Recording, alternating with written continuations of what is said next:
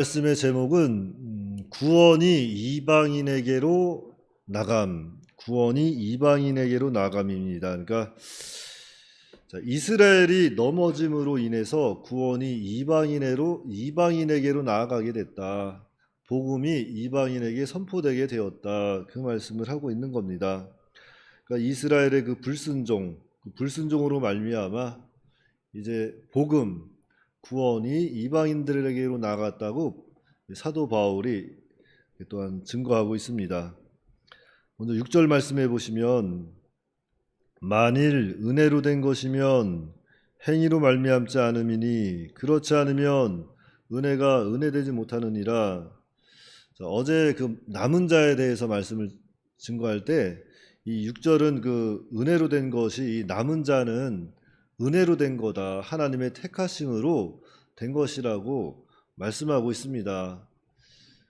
그러니까 하나님께서 택하신 것은 값없이 예수님의 피값으로 거저 택해 주신 거예요. 어떤 행위나 어떤 선을 보시고 택하신 것이 아니라 정말 믿음으로 말미암아 값없이 은혜로 택하신 겁니다.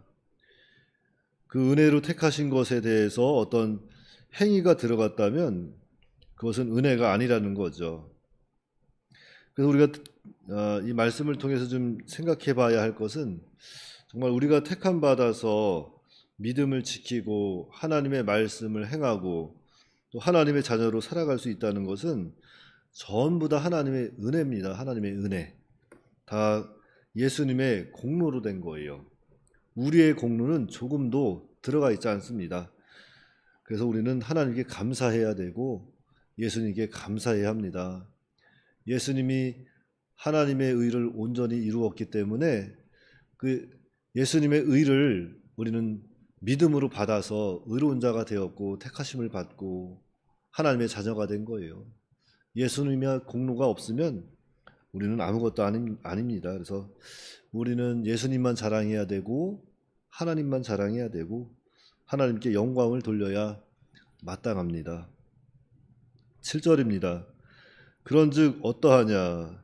이스라엘이 구하는 것을 얻지 못하고 오직 택하심을 입은 자가 얻었고 그 남은 자들은 우둔하여 졌느니라. 자, 이스라엘이 구하는 것이 무엇입니까?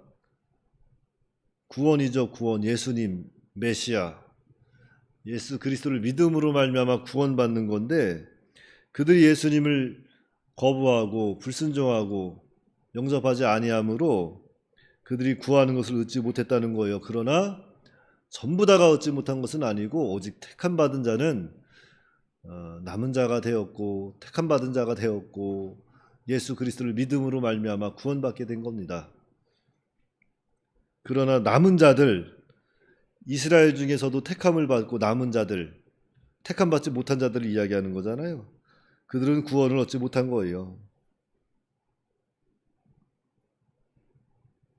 오직 택하심을 받은 자들만 구원을 얻은 겁니다.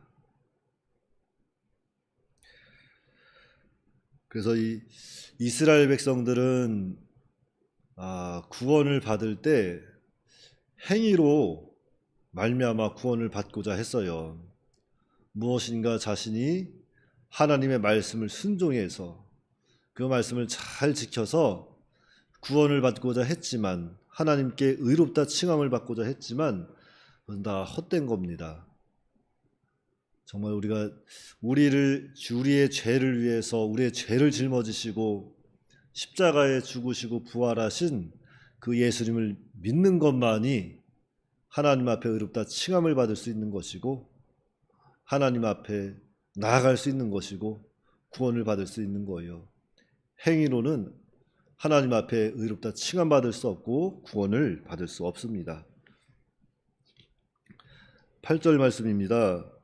기록된 바 하나님이 오늘까지 그들에게 혼미한 심령과 보지 못할 눈과 듣지 못할 귀를 주셨다 함과 같으니라. 이 구절은 이사야 29장 10절 말씀과 신명기 29장 4절의 뜻을 인용한 것으로 하나님께서 이렇게 불택자에게 혼미한 심령과 보지 못할 눈과 듣지 못할 귀를 주셨다는 거죠. 그래서 불택자는 듣고 보아도 깨닫지 못하는 겁니다. 하나님께서는 택자와 불택자를 분명하게 나누셨어요. 그래서 택자는 지금 당장 복음을 듣고 예수님을 영접 안 한다 하더라도 어느 순간 복음을 들었을 때 성령께서 역사해서 그 자를 구원하는 거예요. 그러나 불택자는 아무리 복음을 전해도 못 깨닫는 겁니다. 아무리 들어도 안 들리는 거예요. 그게 불택자입니다. 그러니까 복음을 듣고 예수님을 영접할 수 있도록 은혜 주신 것 참 감사한 거예요. 그게 감사한 겁니다. 우리가 어떻게 믿겠어요? 보지 않고서. 근데 믿고 있잖아요. 그게 은혜예요, 은혜. 9절 10절입니다. 또 다윗이 이르되 그들의 밥상이 올무와 덫과 거치는 것과 보응이 되게 하시옵고 그들의 눈은 흐려 보지 못하고 그들의 등은 항상 굳게 하옵소서 하였느니라. 자, 이 구절은 시편 69편 22절 23절의 뜻을 인용한 말씀입니다. 근데 여기서 그들의 밥상이 올무와 덫과 거치는 것과 그랬는데 여기서 밥상, 이것은 이스라엘의 그 종교적 의식과 제도를 가리키는 거예요.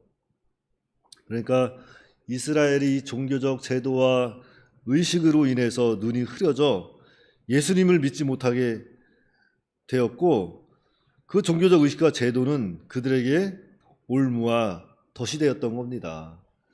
그들이 그렇게 지켜서 그렇게 행해서 행위로 구원을 얻고자 했던 것, 그것이 그들에게 올무와 덫이 된 거예요. 그래서 지금도 유대인들은 이 율법 지키는 일에 아주 목숨을 걸고 지킵니다. 그래서 예수님을 아직도 못 받아들이는 거예요. 유대인들에게 예수님이란 그저 선지자 중에 한 사람입니다. 모세와 같은 한 사람이에요. 얼마나 안타까운지 모르겠습니다. 그런데 그게 다가 아니에요. 오늘 말씀에 보면 11절입니다. 그러므로 내가 말하노니 그들이 넘어지기까지 실족하였느냐? 그럴 수 없느니라. 그들이 넘어짐으로 구원이 이방인에게 이르러 이스라엘로 식인하게 함이라. 그러니까 이스라엘이 그리스도를 믿지 않음으로 하나님의 은혜에서 완전히 떨어져서 아주 타락한 것은 아니다. 멸망까지 나간 것은 아니라는 거예요. 그들의 넘어짐은 일시적인 거랍니다. 일시적인 거예요.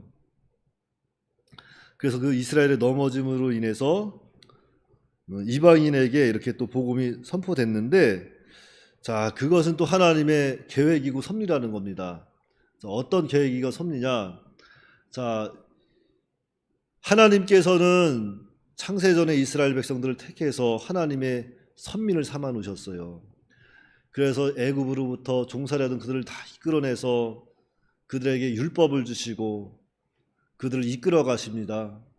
그래서 내가 너희들의 하나님이야. 내가 너희들의 구원자야. 내가 너희들에게 메시아를 보내서 너희들을 완전한 구원을 계획을 세워놨다. 해서 예수님이 오셨지만 그들은 그 예수님을 영접하지 않는 거예요. 왜냐하면 그들이 기다리고 있었던 메시아는 지금 당장 로마로부터 해방시켜줄 메시아, 다윗의 왕국 시대를 다시 한번 번성케 할 메시아를 기다리고 있었던 겁니다. 그런데 예수님께서 오셔서 뭐라 그래요? 회개해라. 하나님 나라가 가까이 왔다. 눈에 보이지 않는 것 너희들 믿어라. 영적 하나님 나라를 자꾸 선포하니까 아니 행위하는 것을 봤을 때는 분명히 메시아가 맞는데 복음을 전하는 걸 보면은 그들의 마음에 듣지 않는 거예요. 그래서 영접할 수 없었던 겁니다. 그래서 복음이 이방인에게 나가게 된 거예요. 그랬는데 이방인들이 그 복음을 듣고 하나님의 자녀가 되고 풍성함을 누리는 것을 보고서 아이고 그 그리스도가 바로 그 예수님이 바로 그리스도였구나, 메시아였구나, 이것을 깨닫고 돌아오게 된다는 거죠. 그런데 더욱 놀라운 사실은 그 12절 말씀에 있습니다. 그들의 넘어짐이 세상의 풍성함이 되며 그들의 실패가 이방인의 풍성함이 되거든 하물며 그들의 충만함이요. 그러니까 이스라엘이 그리스도를 믿지 않음으로 넘어지고 실패했지만 그로 인하여 이방인이 그리스도를 믿고 풍성하게 되었다는 거예요. 그러니까 이방인이 풍성하게 된 것, 자 다시 말하면 자 이스라엘의 그 넘어짐으로 구원이 이방인에게 나가서 그들에게 부요함, 이 풍성하게 되었다면 본래 이스라엘이 가지고 있던 그 하나님의 은혜는 더욱 풍성하고 충만한 것이 아니냐 이 말씀하고 있는 거예요. 그러니까 지금 당장 유대인들이 예수님을 구주로 영접하지 아니하고 있지만 정말 그들이 예수님을 영접했을 때 그 풍성함은 이루 말할 수 없다는 거죠. 사도 바울이 어땠습니까? 사도 바울은 그리스도를 믿는 자들을 박해하고 잡던 사람이에요. 그러한 자가 예수님을 바로 알고 예수님을 영접하고 나니까 그 풍성함이 없답니까? 정말 인류 역사를 뒤흔드는 그러한 놀라운 하나님의 은혜가 차고 넘치는 거죠. 죄 많은 곳에 은혜가 넘치는 겁니다. 그래서 이스라엘 백성들이 지금 당장은 아직도 깨닫지 못해서 눈에 가려져서 그 복음이 이방인에게 나아가서 우리가 부를 누리고 풍요함을 누리고 있는 건데 그들이 예수님께 다시 돌아올 때 하나님께 돌아올 때 정말 그들의 풍성함을 생각해 보세요. 놀라운 일입니다.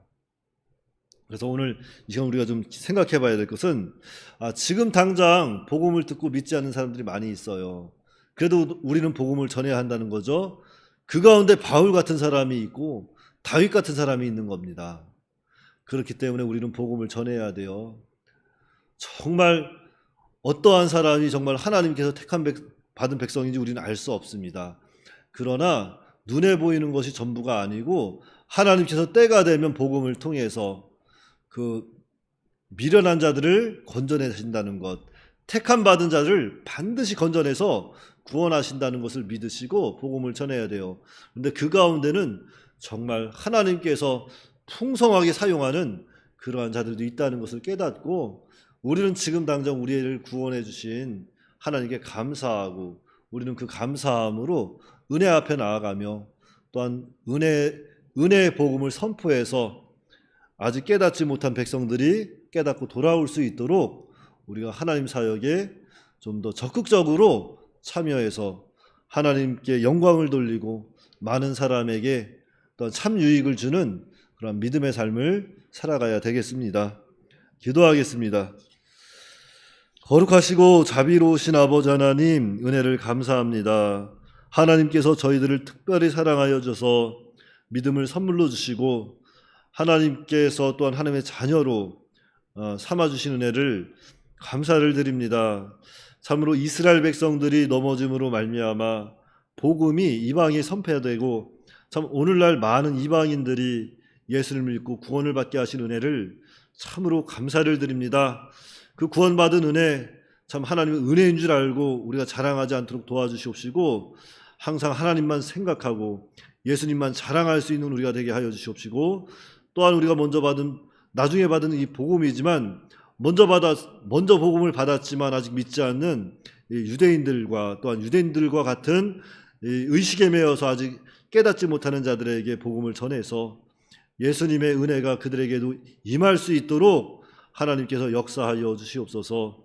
오늘 하루 또한 오늘 저녁에는 3일 예배가 있사오니 하나님께서 또 예배 가운데 함께하여 주셔서 복음이 선포되게 하여 주시옵시고 복음이 선포될 때 선포하시는 주의 종을 통해서 하나님 영광 받아 주시옵시고 복음을 선포하는 주의 종을 하나님께서 붙잡아 주시고 성령의 능력을 덧입혀 주셔서 정말 그 하나님의 은혜의 말씀이 정말로 선포될 때 이 세상에 정말 복음을 깨닫지 못하고 죽어가는 영혼들이 그 복음의 말씀을 듣고 하나님 앞에 나와서 더욱더 하나님의 풍성한 은혜 가운데 살아갈 수 있도록 하나님께서 역사하여 주시옵소서.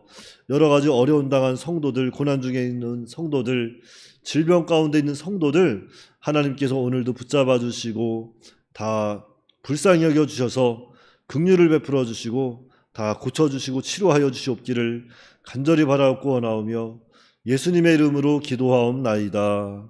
아멘.